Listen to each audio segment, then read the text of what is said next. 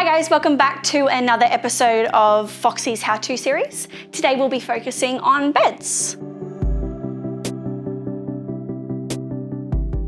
So for us, determining the size of bed, we always like to say for the master, if it's a really big room, we'll pop in a king size bed, show it really grand. Then it also doesn't feel kind of insignificant in the room.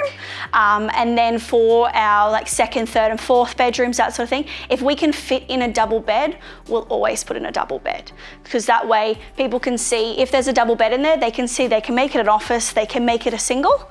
But if we just pop, say, a single bed in there, some people struggle, or potential buyers struggle to see that you can fit a double bed in there. Couple of things, some houses have, say, power points. So in this property, there's a power point on either side. So that kind of works out. We also look for what's gonna make the most impact for selling your home. So right behind Cody is the doors to the bedroom.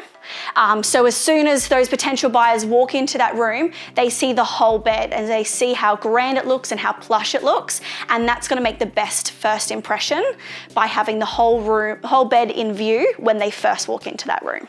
There's really only I would say one reason why you wouldn't use a bed head, and that's if it's a window. So you'll see with this room, the window's high, so we can still fit it in. A rule here at Foxy is that we'll never put a bed head if it's covering a window. You want to make sure there's enough natural light and the most amount of natural light, so we'll never cover up any windows.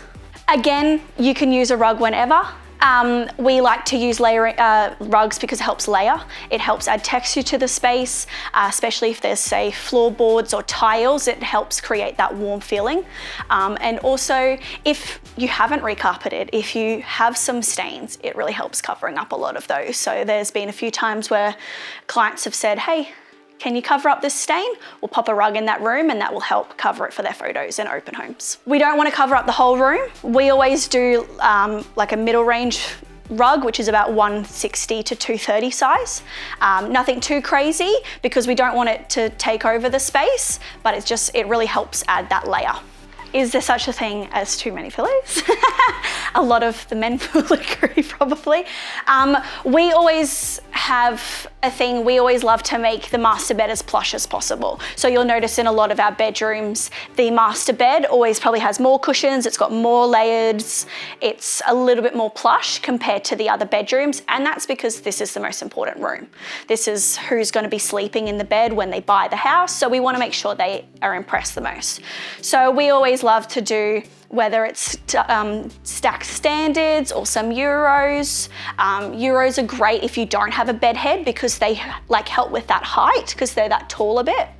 And then we love as many cushions as you can put. So here we've got 5. I always find 5 is a really beautiful amount of decorative cushions because we don't want to take over the whole bed. We don't want to have cushions coming to the end of this coverlet, but we want to make sure it still looks really full and luxurious. So we always put, whether it's a throw, whether it's a coverlet, whether it's both, that layered look always looks really beautiful and it photographs really lovely. It really looks luxurious.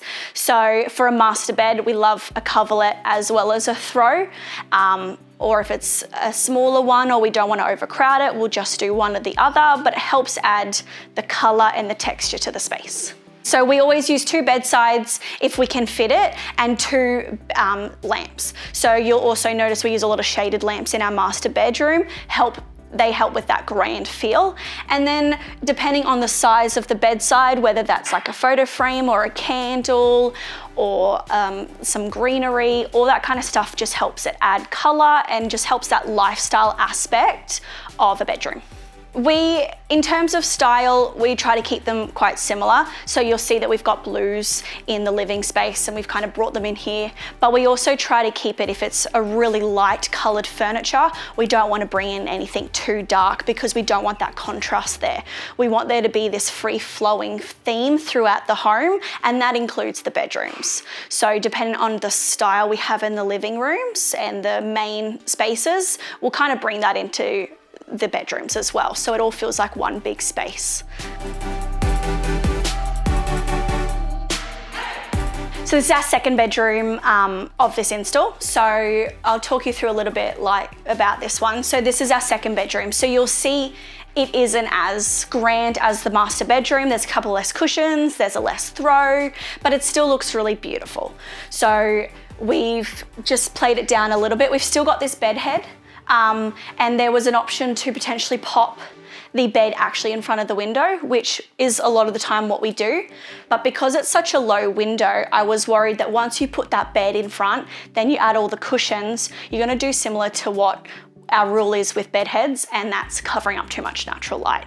It also means where Cody's standing right now is actually that first point of contact with the eye into this space. So again, they're seeing pretty much the whole bed when they're walking in the room, and it's gonna make the best first impression.